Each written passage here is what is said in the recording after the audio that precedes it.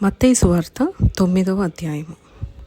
తరువాత ఆయన దోణి ఎక్కి సముద్రము దాటి తన పట్టణంలో ప్రవేశింపగా జనులు పక్షవాయువుతో మంచము పట్టి ఉన్న ఒకని ఆయన యొద్దకు తీసుకొని వచ్చిరి. యేసు వారి విశ్వాసము చూచి, కుమారుడా, ధైర్యముగా ఉండుము, నీ పాపములు క్షమింపబడి ఉన్నవని పక్షవాయువు గల వానితో చెప్పెను. అందుకు శాస్త్రులలో కొందరు ఇతడు దేవదూషణ చేయుచున్నాడని తమలో తాము అనుకొనగా, యేసు వారి తలంపులు గ్రహించి, మీరెందుకు మీ హృదయములలో దురాలోచనలు చేయుచున్నారు? నీ పాపములు క్షమింపబడి ఉన్నవని చెప్పుట సులభమా?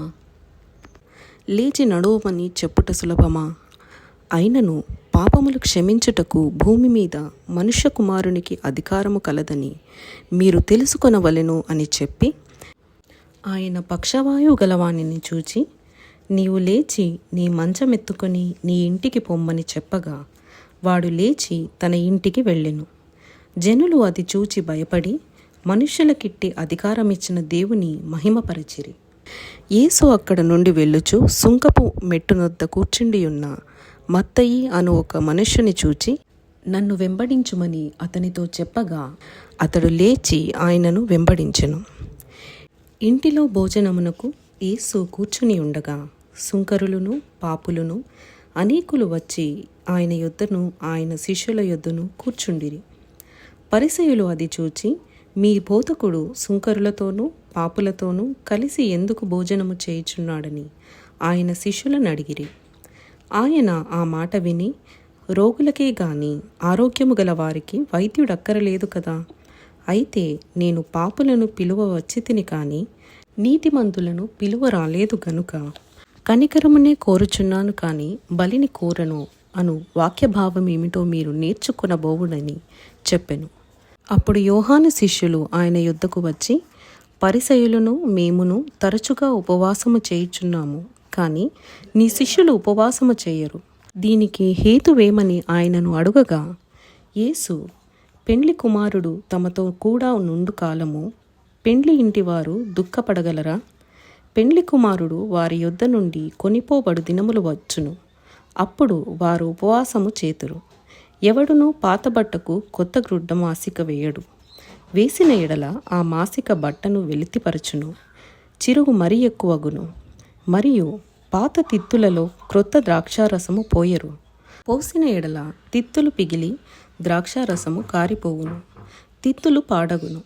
అయితే క్రొత్త ద్రాక్షారసము క్రొత్త తిత్తులలో పోయుదురు, అప్పుడు ఆ రెండును చెడిపోక యుండునని చెప్పెను. ఆయన ఈ మాటలు వారితో చెప్పుచుండగా ఒక అధికారి వచ్చి ఆయనకు మ్రొక్కి, నా కుమార్తె ఇప్పుడే చనిపోయినది, అయినను నీవు వచ్చి నీ చేయి ఆమె మీద ఉంచుము, ఆమె బ్రతుకుననెను. యేసు లేచి అతని వెంట వెళ్ళెను. ఆయన శిష్యులు కూడా వెళ్ళిరి. ఆ సమయమున 12 సంవత్సరముల నుండి రక్తస్రావము రోగము గల ఒక స్త్రీ, నేను ఆయన పైవస్త్రము మాత్రము ముట్టితే బాగుపడుదునని తనలో తాను అనుకొని ఆయన వెనుకకు వచ్చి ఆయన వస్త్రపు చెంగును ముట్టెను.